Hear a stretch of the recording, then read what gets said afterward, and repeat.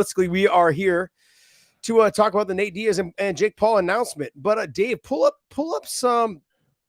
Let's remain them nameless, but pull up some rankings, or not rankings. Sorry, some odds on this, because that's what I'd like to start this off with. All right, I'll pull up some. Do you want me to pull them up and read them off to you so that they're not on? Yeah. Okay. Yeah, pull them up and read them off to us. But I want to be like the odds I saw was a plus 290. I saw 290 for Nate, and I saw a minus 250 for Jake. Last I saw was a plus 215 for Nate. Yeah. Oh, let me turn my volume down. Sorry, guys. There we go. Amateur hour around here for Josh Thompson. So, wait. So people were telling me to turn my mic up. Yeah.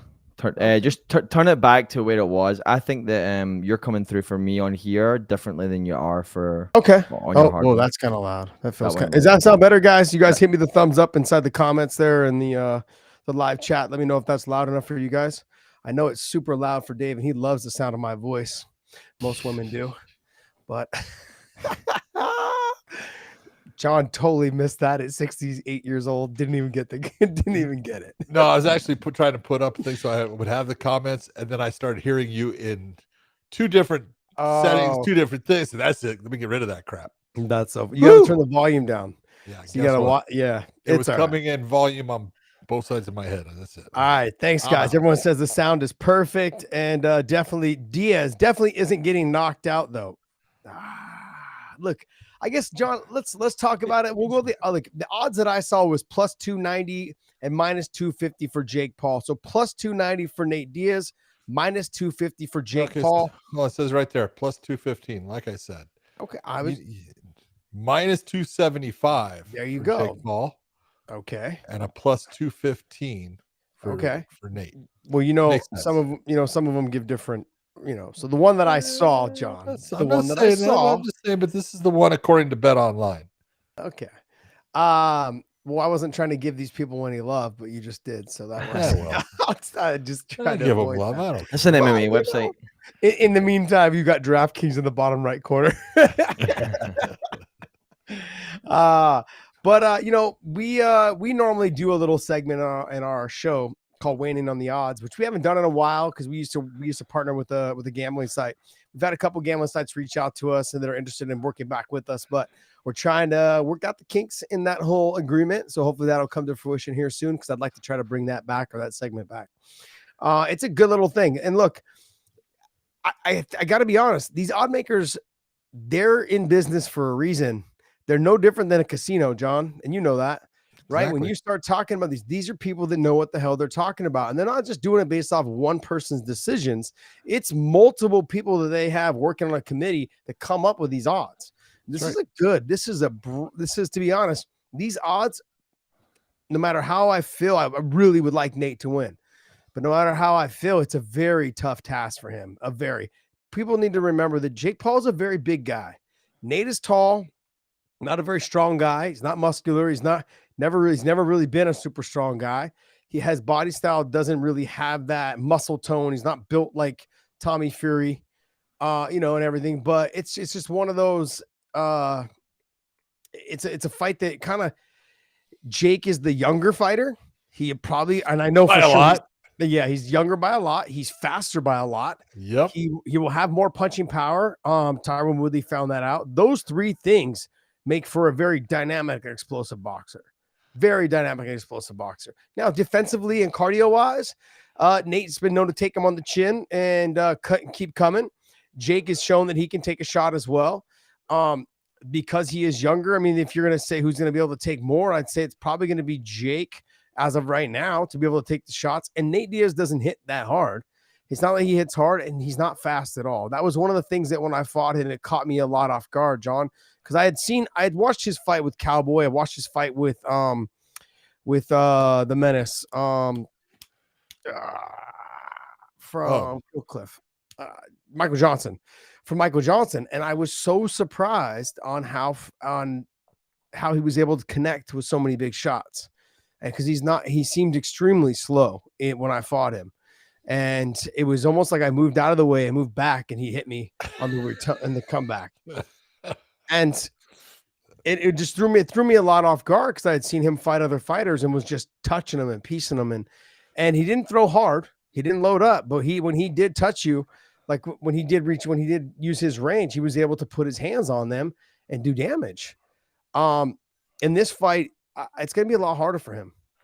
It is going to be harder for him. All right, let's just take a look at facts here.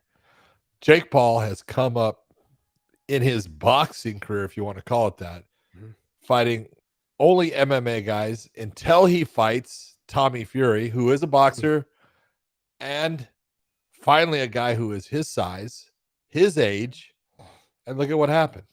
Yeah. All right, so now since obviously we broke from tradition, that was a mistake. I'm going back to the MMA guys who are smaller and older than me. Yeah. This is exactly what he's done before. And I look at it this way. I'm being honest when I said I think the odds makers are right. I think Jake Paul should be the favorite in this. I think that Diaz does present specific problems for him, though. And those problems could be magnified greatly in the fight if Jake Paul is not prepared for him. You're right about Jake Paul having more speed. You're right about him being the younger fighter. You're right about him having more power in his punching ability. No doubt you're right. What he's not good with is someone that backs him up. He has problems. You saw in the Tommy Fury fight, Tommy was faster than him. The jab got out there fast, especially in the beginning, and he was completely caught off by the actual speed of Tommy Fury. He's not going to have to worry about that, but he is going to have to worry about a relentless pressure. Nate comes forward, and let's just be honest about what Nate, this isn't Nate's first foray into boxing. He's been sparring boxers for a long time in his career, and some very good boxers. In fact, some fantastic boxers. Andre Ward being one that used Nate based upon his awkwardness. Andre Ward would bring Nate in, and he also brought him in because he threw at different angles than boxers do. And he created a pressure that even when you were touching him, he didn't back off. He kept coming after you. I don't see Jake Paul, and I absolutely do believe he's got the power advantage. I don't think he's going to get rid of Nate. He might put him down. It's a possibility. I don't think he's going to get rid of him. And that's how does he react to a guy that does not back off and just keeps on coming after throwing shots? Because the one thing I've seen out of Jake is when someone is throwing a lot of shots at him, he tends to stop his output. He doesn't really look for counters that much.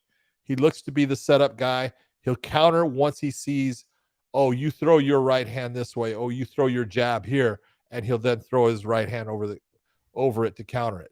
But he's not a great counter fighter either. So he's got all the advantages, and he should win the fight. Do I think he's going to stop him?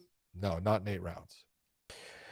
See, that's, I think, where we're a little bit different. I look at the Tommy Fury fight. It was the power that I thought, and the speed was there as well. But it was the power that I think that made Jake Paul respect him. Those first couple overhand rights that Tommy landed, he was like, oh shit, you do have a little bit of pop. You're going to hit a lot harder. And he's got speed. You hit harder than all the MMA fighters that I've been fighting. They're older and smaller, and oh shit, now I got to deal with this. Yeah. But then I think in this situation, I don't see him really taking a whole lot of steps backwards, except for in rounds, say 7 and 8, where maybe that Nate is finally able to start weathering the storms and not pushing him around, but making him a little bit more fatigued by pushing him forward, by Nate pushing forward. Yeah. But that won't happen until rounds 7 and 8. I think that Jake is going to be in good enough shape to withstand the first 5 to 6 rounds pretty easily of Nate's pressure, because Nate's not a fast guy. There's not a lot of need to respect his power, and Jake could just stand there and doesn't have to turtle over at the waist to worry about getting hit with a big shot. Sure, he's going to get hit, but he's not going to get hit with something that's going to be crippling, like Tommy Fury was able to land on him with a big shot. And he landed a couple of those early in the fight that made Jake respect him, whereas Nate's not going to land those early in the fight to make him respect him. And so I think in those first 4 to 6 rounds, it's going to be all Jake Paul. And I think the movement, Jake's not going to worry about taking a step backwards. He's going to be coming forward. If he needs to take a step backwards, it's because I think he'll work on his lateral movement, because that's what That's where he suffered in his last fight. I think all the press and all the media talked about he didn't fight well going off of when he was getting pushed backwards. No. And when he started when he had to use lateral movement, he didn't know how. What he did is he just cowered down at the waist and at the hips and put his head down at Tommy Fury's belly button, and trying to slurp him up a little bit. And that's kind of what was that's what led him to getting fatigued, getting tired. All of those things became an issue because he was expending energy when he didn't need to. He was tense. He was kind of just belt over at the waist. Anytime Tommy put his weight over him, he had to carry his weight. All those things worked against him. I don't see him having to do that against Nate. And so that's where I think the difference is. Now, do the odds makers have it right? I believe they do have it right. Like I said, they put a crew of people together that know boxing, that know fighting, that know the sport, and they understand where the advantages are. Now, that doesn't mean that someone can't win, obviously. The other person can't win. But when I look at Nate is somebody who, like you said, can put the pressure. He punches and bunches. He's got to avoid getting hit, which he gets hit a lot. And so the power is the power is gonna go to Jake. The speed's gonna go to Jake. The size is gonna go to Jake. The youth is gonna go to Jake. That's 4 major things in a combat sport that normally favor the winner.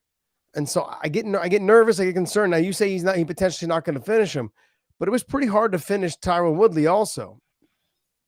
And Nate's not someone who I think they're going to fight at 85. I don't know if he's going to carry that weight extremely well. Stop. Hold on. You now you're trying to put Tyron Woodley and Nate Diaz together as far as who's better in accepting damage and punishment.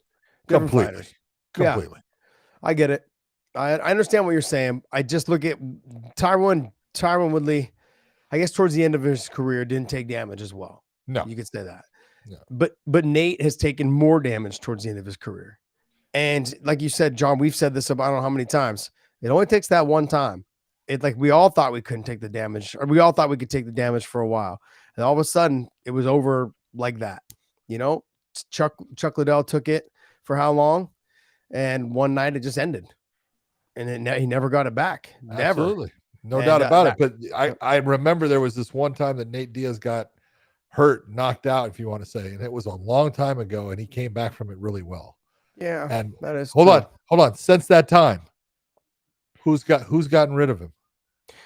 Yeah, no one. I mean, you could say George, you could say Masvidal. I know it's a doctor stoppage, but you can still say that's George. cuts. Yeah. Completely different. I don't know. I'm rooting for Nate, man. That's the thing is I have to be real with myself because I really am. I'm the same way. I want Nate to win. I want Nate to win. Yeah. Do I think it's going to happen? No, I don't. And that's because, look, they're going to come and fight at 190 pounds. Nate's going to be putting quarters in his pocket to make 190. Yeah. He at 170, he has to cut a little bit. At 190, come on. Which surprises me that he agreed to that weight. He doesn't have a choice. Why doesn't he have a choice? Why doesn't he have a choice? He could fight somebody else. Oh, okay. Who's going to look at the real reason Nate is doing this is why? Mm-hmm. Money. Hello. So who's he going to be able to put across from him that's going to bring that amount of money? Nobody. Well, did you hear what he said? He's like, after I get done beating up Jake Paul, I'm going to head back to the UFC and fight Conor. Yeah. I mean, it's a cash grab. I understand what he's doing. That's a money fight too. I understand it. I wonder what he's making for this. Do you think it's going to be over 5? I just don't see. Here's the thing. Now I'm going to go back to this too. I'm not completely sold that this is going to be a huge draw, given that Jake's lost to Tommy Fury, who was the first real boxer that he's fought, who's someone, like you said, around the same size, around the same age, around the same speed, around the same power, all of those things, and he lost. And not only did he lose, I had him losing by quite a bit. I think he only won 2 rounds in the fight that I had him fighting Tommy Fury in that fight. I thought he only won 2 of those rounds. I know it was everyone looked at it. Some of one of the judges had it, very close and had it the other way, I believe. You could have given him 3 rounds, I think. That's maybe 3. Yeah, maybe 3. Yeah. I think that the judges, not judges, I'm sorry, I think that the fans have I don't think there's going to be a big draw. Had this fight happened previously before the Tommy Fury fight, I think it would have been a lot bigger draw. I think it would have been, because if Nate would have came out and signed right away to fight him within the first 3 months of him being out, or first month of him being out of the UFC contract, like, hey, we're going to get this thing underway. I didn't come out here to fuck around. I'm going to fight this guy real quick, and I'm going to bounce back, or I'm going to go make some more money somewhere else after I beat this chump. You know, I could see Nate saying something like that and then getting it done. But now that the Tommy Fury fights happen, I don't think that there's as much around this fight. I've had people come out and go like, that doesn't really do it for me anymore. He's back to fighting the old MMA fighters. Exactly. Smaller than him. And I think I look at this, and when you look at the promotion of it and what they're going to do and stuff, I do think they have some problems based upon, it's like Jake Paul is having to take a step backwards in his entire role of what he's been doing and how he's been doing, because when he went to the real you want to say world of boxing, even though Tommy Fury's not a real well-known boxer or anything like that, things didn't go well for him. They didn't go well for him when he fought someone that was his size. It didn't go well for him when he fought someone that was his age. And so immediately, let me book my next opponent. Oh, it's back to what I was doing before, which I can't blame him. It's a smart move. How does Nate get it done? The only way he gets it done is through volume.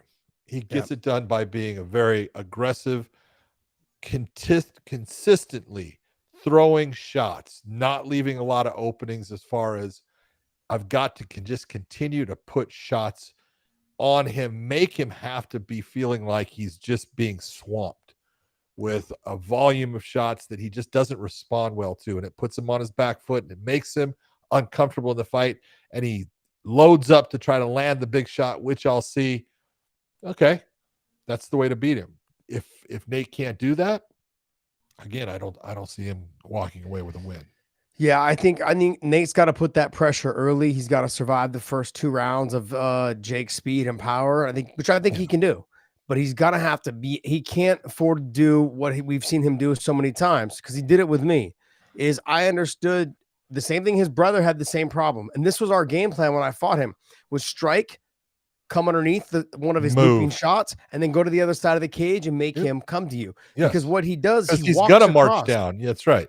He is, but he walks instead of just being someone who does not slide over and move. Exactly. No, and he'll follow. That's what he does. He just follows you. And if he was to actually kind of stutter step, or kind of skip across to get you or cut you off, then that would be different. That would make you expend more energy having, okay, now I got to move again.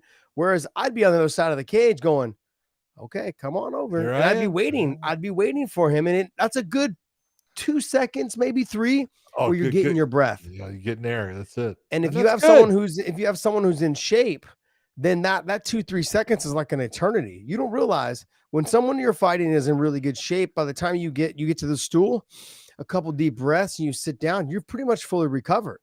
And Nate's always in phenomenal shape.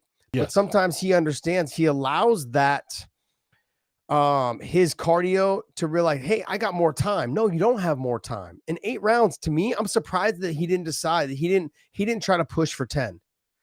Because I think in a 10-round fight, I would have been like, oh, Nate's got a real shot. And I think he's got a shot still. It's very small though now, because in 8 rounds, I think that Jake's in good enough shape. He's been training boxing long enough. He's fought, some decent opponents, especially his last fight against Tommy Fury, who was someone who was big, had the size and the power and all those things.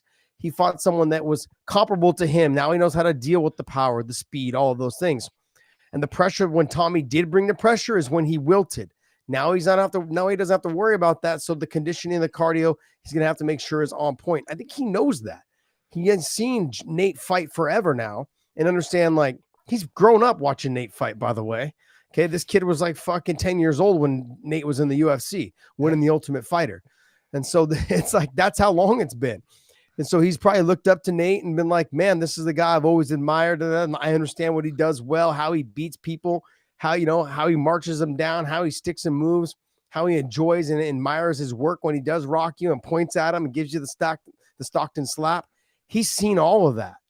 And so he knows what it's gonna take for Nate to beat him. He's gonna be prepared for it with the conditioning and the cardio. Nate's got to put all that stuff to the side and really put the pressure.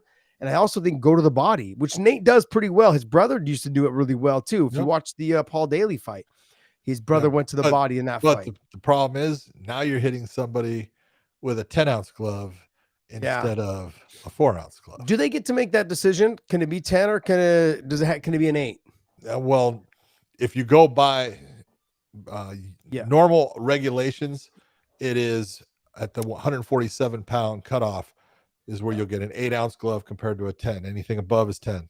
You see what Dave just highlighted? So it says 185 is the pounds contested, and so for 10-ounce gloves. Yep. So for 10-ounce gloves. Yep.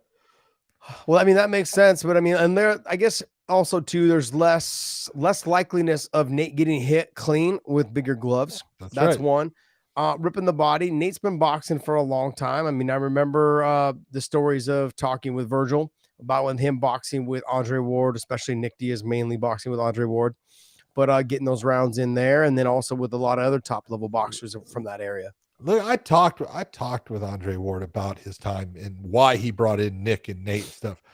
And he was very, very clear about it. He says, John, he goes, first off, they're in fucking shape. He goes, they can push and they can make it to where you're uncomfortable. He says, and they hit from angles, or they at least throw from angles that is not the same as a boxer, because they're not boxers. They're not, that normal boxer and stuff. He goes, and that's something, he goes, it gives me a different look. It's just another thing that I could look at. And so when I have someone that's a little bit awkward, I would bring those guys in and have them do their thing, because it would show me, hey, guys are throwing from this angle, and I just react to it. He talked about they were some of my best sparring partners based upon the fact that they could go hard. They never, ever got tired, and they just did what he wanted them to do. So look, he can box. He's not in the position to be the guy who's the favorite in this fight. Yeah. The other thing that concerns me a little bit about Nate too is that having to fight at 185, like you said, is he going to try to put the weight on him, which I don't think he will. He'll just kind of fight at whatever weight he walks at, which means he'll be giving up a little bit of the weight as well, the weight difference. The muscle difference will definitely be something as well. There's a bunch of little factors. I would like him to get started fast, and every time he makes the pressure and he puts Paul in a very uncomfortable position, he doesn't just walk across the ring after him. He kind of like shuffle steps past him or towards him to really make him think about, okay, oh shit, I got to defend again. That's not going to be him. That's not going to be him, which is crazy because his brother used to do that a little bit back in the day. Yes. When his brother would hit people with shots, he would kind of like skip after him like he did to Frank Shamrock. He did it to Scott Smith. He did it to a lot of guys. When he would hit you, he'd kind of come at you like, okay, like he did it. The one part was Robbie Lawler. When he did it to Robbie Lawler, that's really put Robbie in a position to like, oh man, I got to already fight. I'm already tired of just throwing everything I've had. Now I've got to fight again. If Nate was to do something like that to really make him think, man, this guy's not getting tired. Man, this guy's pushing me. This guy's going to try to break me. That's something to take into consideration on Nate's side, but I think Nate is also very stubborn. So it's going to be as much. I want him to win. I want him to have a great performance. I'd love to see him, walk out of here with a big time win. It'd be huge. Yeah, it would be, but in the end, it's all about the money. It's about What's your take? What's your take about it being on the zone? Well, let's be honest. Jake did not do well as far as his pay-per-view output when it was Showtime, so Showtime dropped it. And so he had to find something else, and he found the zone was willing to pick it up. I don't know exactly what the agreement is or anything like that, but they're always looking for something that they can put on, and Jake obviously is something they believe that they can sell. We're going to see if they do a better job with it than Showtime did. Here's the other thing though, too, is that, you've got Masvidal, who's kind of on his way. He just retired. Will he retire? Did he though? I think he did. I think he'll end up fighting boxing. And him and Jake Paul have had some words before in the past. They used to train. I know, but do you remember after that there was a Yes, lot I of do. words back and forth, I know. and it's kind of right up Jake's alley, an older MMA fighter who's smaller, Yep. and it's kind of right up his alley. And so if he's able to get a win over Nate, it's like, oh well, I might as well just fight someone who's beat Nate, which will be Masvidal, and he'll Okay. continue to try to roll down that path. But it's got to be a matter of time before these people like DAZN and other companies are like, okay, look, we're done. We're done We're past funding. it. Yeah, we're done funding your Hey, whatever your playtime, whatever it is. It's it is. I don't know. I don't know. I don't understand, but I would like to. I would like to see Nate and Masvidal maybe in a boxing match.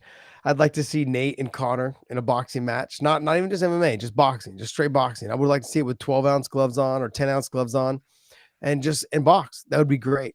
I would love it. I don't know. I've seen it. You have Yeah. Let's in be boxing? honest. It wasn't boxing, but when they fought the second time, Yeah. it was basically a stand-up fight. Yeah. Connor put Nate down several times, had him stand up, never went down to the ground with him. And it was a stand-up fight throughout, all the way to the very end when I think Nate put Connor down, with or whatever it was right at the end. It was like, I'm trying to remember exactly if it was a takedown by Nate or not, or what the fuck it was, but it was a stand-up fight. It's a question of can Connor hurt Nate enough early in the fight to get him out of there? Because if he can't, he tires and it's trouble. John, why did they pick Dallas, Texas in fucking August? Holy shit, it's gonna be hot. I know it's not gonna be hot in the arena.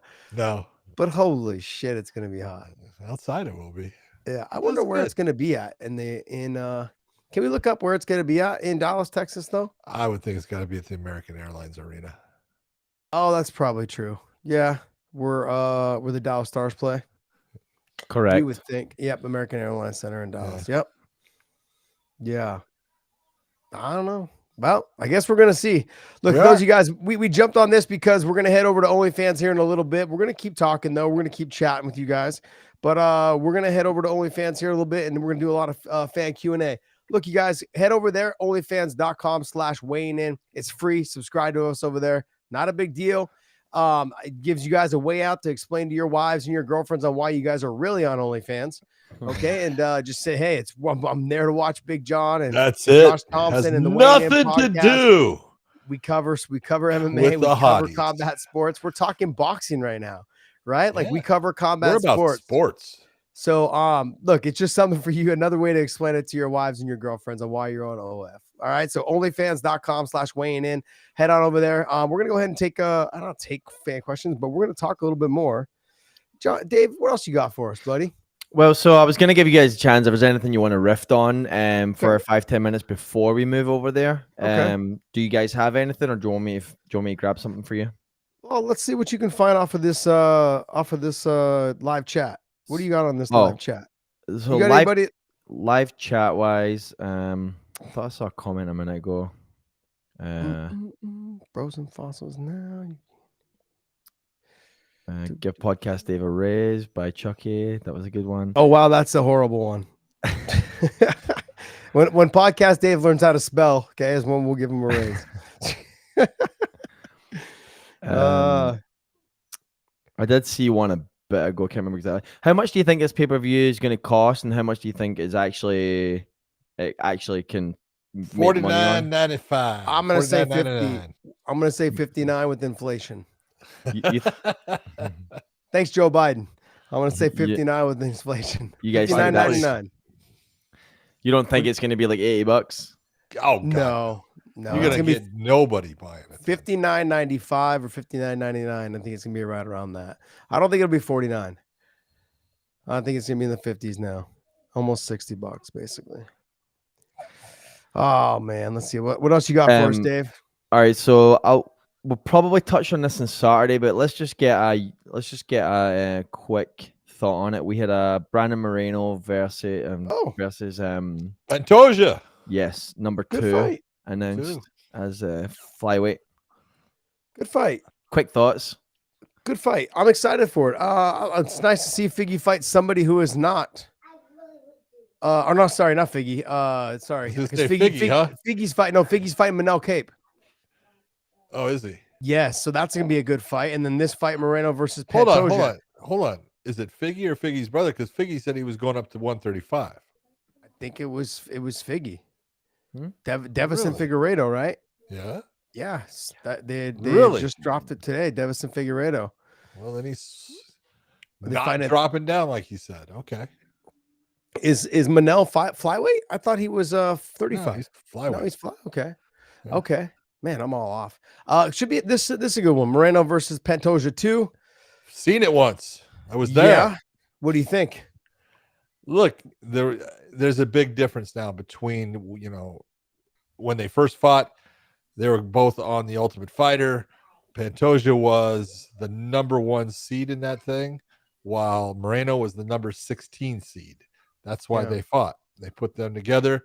Moreno actually fought pretty well, but Pantoja was just better everywhere, and that was expected.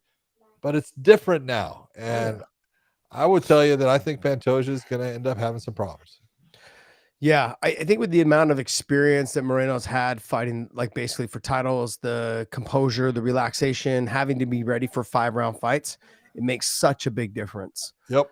As much as I hate main event 5-round fights, but I do enjoy them because they're longer. There's a little bit more excitement. The fact that there is 5 rounds. As a fighter, I was like, why the hell am I fighting 5 rounds and getting paid the same? And that really bothered me. And I think because it was just coming around, the first 5 rounds, like everyone's fighting 5 rounds now. It was kind of a wait, I'm still under my same contract. Why am I fighting 5 rounds for the same pay? But Moreno's he's been there, done that. He's fought the same guy several times, had to get motivated for that. And I think now this is another recap of like, hey, look, I fought him before. Okay, I just got to get motivated again. Yeah, but this one Different is this one he wants. Yes. This is one that I think Moreno goes, oh yeah, I want him again now. Yeah, I just don't see Pantoja's going to be difficult for him. I think early in the beginning with I don't want to say the reach and the range, but like just he's slick. He's very slick on his feet. Yeah, he's slick. So but I think Moreno all around has gotten so much better since their first fight. I agree. And look for him to really try to take this fight in all different directions, make it a true MMA fight, keep Pantoja guessing. Oh wow, that's not what you did the first fight. Oh wow, like that's not what it was like the first time. He's gonna make him rethink how the first fight went, probably in that first 2.5 to 3 minutes. Yeah, I had exact thoughts on it. I think if it's gonna go Pantoja's way, it's gonna be early. He'll actually catch him with something. Moreno will make a mistake, and Pantoja can definitely capitalize. He's very good. I would never say anything but he's an outstanding fighter, but he is fighting a different, opponent than the one he fought, let's say 6-7 years ago. Yeah. And then Dave, were you able to look that up? The Devison Figueiredo versus Manel Cop. Is it Cop or Cape? I always say Cape, but for some reason they say Cop on sometimes on the thing. There was another really good fight that I had posted on our news section, though. I believe this is a report from today saying it's targeted for UFC 290. Okay. Someone had said that it was a go. Let's touch on this thing real quick though. Alex Pereira, he said he's going to 205. He should. John, let's riff on this for a second, just real quick. Go ahead. I say he shouldn't, only based on this. Why is it that someone who has beaten the champ 3 times before and now has lost to him, now you're saying that he should go away? If you're Israel, that's what I'm saying. Is he saying go away? And I don't blame him. And even the UFC is like, go away. Yeah. They're like, we got kind of what we wanted. We wanted you to win, and then we got you to lose. Now we want you to go away. It doesn't make any sense. Why are people saying like, oh, he should just go to 205? Why? Like, why can't he get an automatic rematch? Can you imagine how difficult it was for him to have to get motivated for a 4th fight with someone who he's knocked out twice, by the way? I don't understand the logic. And by the way, I just beat your champion before that, the fight before, who was your long reigning champion. I only had 6 fights in MMA. I only had 6 fights and I beat him. That's how bad I made your champion look. And everyone's like, oh yeah, Izzy's now the new guy on top. As much as I love Israel Adesanya, this whole thing, and you hear Izzy's coach come out and go, "Oh Eugene yeah, I Merriman, think he just yeah. needs to go. I think he just needs to go up to 205." Stop. Is that not Eugene Berriman's job? No, it is. Okay, Wait. don't blame him for doing his job. Why can't he just say, "Hey, I think he needs to get a win and then come back," instead of saying go to 205? Like, get out of our division so we don't have to deal with you. I'm sorry, but I don't blame him. I think that's great logic. I'm just shocked. I'm really shocked that I've heard people all over social media. I've heard basically just saying like, go away, Alex. And I'm like, what are you guys talking about? He had to get motivated to fight you a fourth time because he's knocked you out twice. I don't get it. Like, this should be an automatic rematch. And as much as I'm like, you've got to kind of earn the rematches. And dude, he had 7 MMA fights, or 6 actually, and he knocked you out the 7th one. And now you guys just want him to go away because you got your title back. It just baffles me. It really does baffle me. Like, they just want to ride it off real quick. I'm like, no. I did you a favor by fighting you again. I had to actually get up for you and get motivated again to get back in the gym. I mean, I've knocked you out twice, and and now on the 4th one, because I lost, that I'm just like, you guys just like, go away, go to 205. The only thing that I can think of is that the UFC, Dana White, has said, look, we'll give you an automatic title shot at 205. Okay. That's the only thing that I can think of, because him and Jamal Hill, as Dave would say, him and Jamal Hill makes for a fucking great fight. It does. I'm down for that. You're looking at a matchup that you go, that could be really interesting, because that is a banger's brawl. And at 205, yep, we're talking a 20-pound difference. Josh, it's huge. And we know how, I've stood next to Alex. He's a big guy anyways, but I think he's losing too much weight at 185. I do think he's losing too much weight. Look, he struggled to get to that championship weight for this fight. He struggled. And whenever you have that, it normally has an effect on your performance. Now, I don't want to take anything away from Izzy.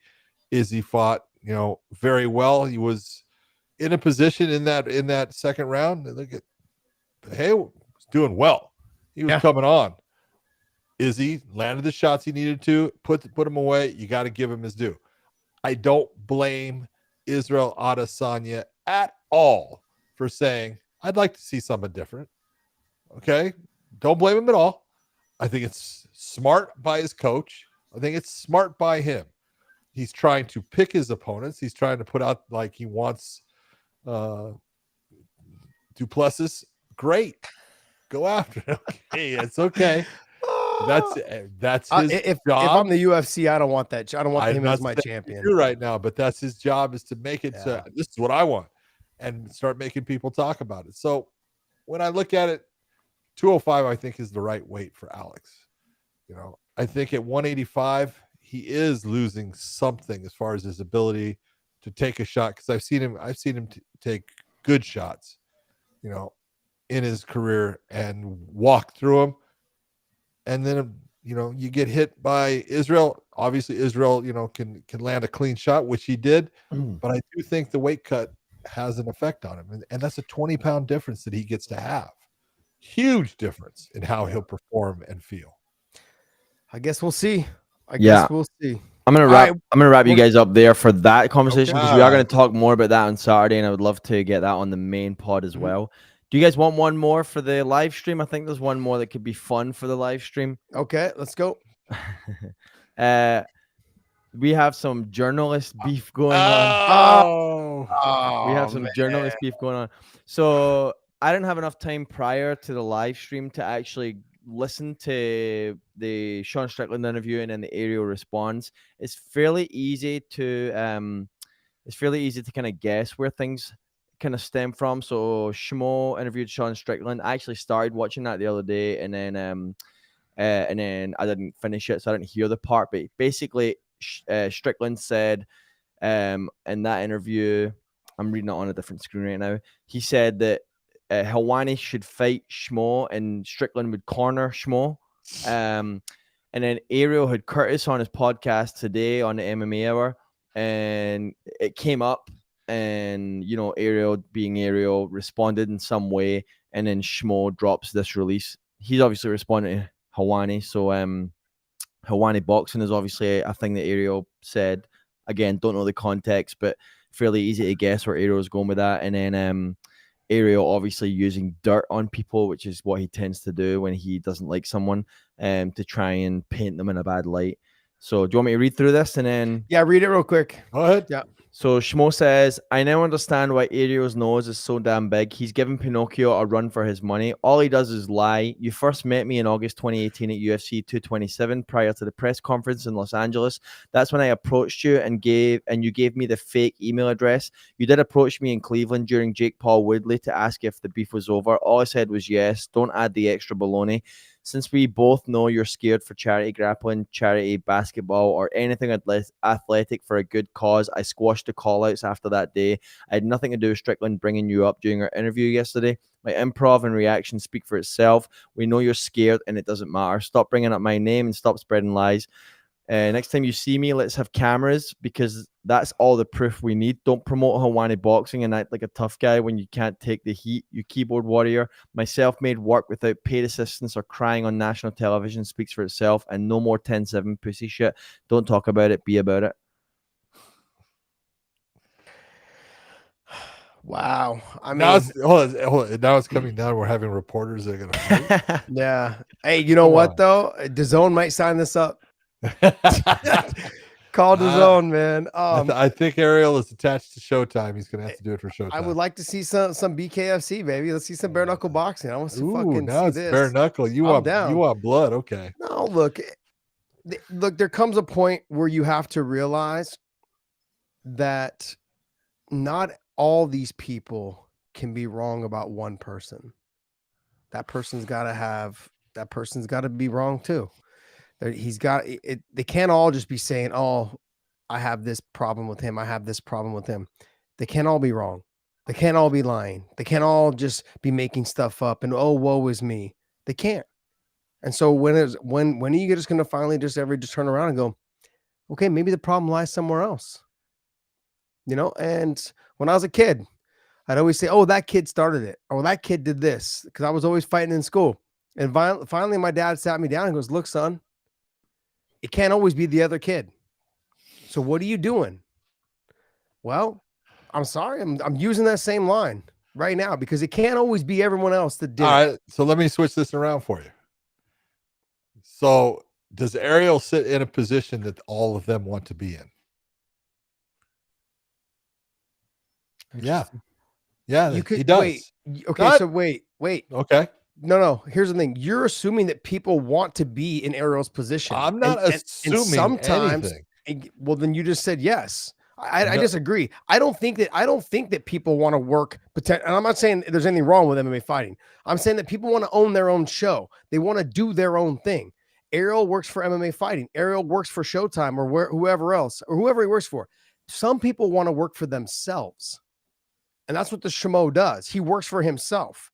He has his own social media platform. He has his own YouTube. He does everything on his own. I'm not Some people want to get paid bad by about the Schmo. Else. I like the Schmo. I like him. But if you're going to sit here and take a look and say, let's see, Ariel's worked for ESPN. Do other reporters want to work for ESPN? Yeah, most. If you're into sports, absolutely, yeah, you do. Absolutely. Okay. Do you want to have your own show the way he has his own show and have all the people that are coming on his show and be the guy that's able to interview all these guys? Yeah, you do. That's part of being a reporter. Is no different than if you're a fighter and you see someone and you go, I want to fight him. Now, I may not be prepared to fight him, but I want to fight him eventually. Ariel's in that position. You can't make everybody happy. This is true. You can't. It just doesn't work that way. There's too many personalities. Mm-hmm. You know, you could be a great guy, and there's going to be someone, a Sean Strickland, who goes, "You're a douchebag." Okay. Yeah. Because there's people out there that are going to say that and the same in reverse. I think Sean is hysterical. I think he is, crazy. I think he does things that are, completely different than everybody else. And there's times I think, you know what? He's probably wrong, but I love listening to him. I love watching him fight. It's just when you're Ariel, you're going to get the people that, you know what? Everyone's going to have their shot after a while.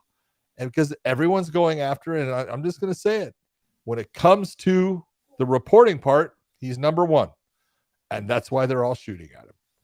I don't think this was so much a shot at him as much as it was, hey, there was some stuff said by Sean Strickland. It's definitely a shot at him. It is now. It is now after that was talked about. I got to go back and see what was said on the Chris Curtis interview.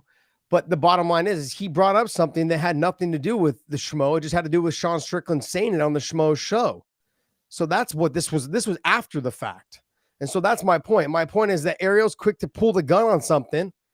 And then it expects everyone else to be like, oh, well, it wasn't my fault because he said it on someone else's show. Look, the Schmo was exactly where Ariel was when he came stumbling into AKA, asking me to go beg Kane and other people for interviews. The Schmo is now at Elite, at Extreme Tours, asking fighters for interviews, doing his legwork, doing what Ariel used to do.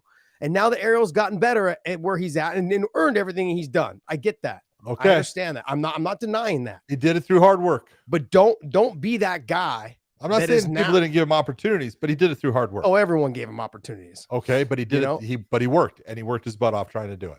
No, I get it. I do understand. Look, I can't take anything away from someone when they work hard. I'm not taking it away from him, John. But it comes to the point where it can't always be everyone else's fault. And it's gotten to the point where Ariel legitimately now is on there almost every other week whining about so-and-so or saying something about so-and-so. And the whole heel thing was fun, but the problem is it continues to add up. And that's the crappy part about it all. It's like you get to a point where, look, you are good. There's no doubt. You do your research. You are good. No one's denying that. But it gets to a point where it can't always be somebody else that has a problem. It's always somebody else. No, it's not always someone else. And that's the part that kind of bugs me the most is like, it's not always somebody else's problem with you. You've had some input on this and he knows it. And the whole, and here's the thing is for people like myself, like it's easy for me to turn around and go, you know what? I'll beat him up. What? Come on. That's what I'm saying. That's the thing. But then, no, what I'm just saying, that's the thing. Fighters, their natural reaction is like, oh, I'll beat him up. The Schmo, I don't even know if he trains, but I'm saying like the Schmo grapples. If he was to say that, it's like now you're a bully. But it's like no one wants to beat Ariel up. No one gives a crap. It's like, no, there needs to be like some sort of dialogue. And that's the problem is that I've had words with him to his face and he has nothing to say. And I just say like, oh, now it's like, hey, what's going on? Like, is there a problem? No, there's no problem. No, I never had a problem with you. But then obviously in front of the camera, it changes. And that's the problem. It can't always be somebody else's fault. There's got to be like, hey, if you want to have a conversation, let's talk. I'm always, John, I'm always open to conversation. I've had a conversation with somebody just recently at a restaurant here in San Jose. I walked right up and what did I say? I said, what did I say to the guy at the restaurant that we met? We were with all the other managers. Yeah. I walked right up and I said, hey, is there any issue? Can we have a conversation? There's no issue at all. I'm actually glad that we had a chance to talk about it. And we moved on. The rest of the evening was pleasant. We had a great night. We had a great dinner. We had great drinks. We talked. We had a great time. You know what I mean? And that's the thing. It never gets resolved like that. It gets resolved over these platforms where it's in front of the microphone when it should just be talked about. If you have an issue, no, I don't have an issue. That's it. Like, let's figure it out.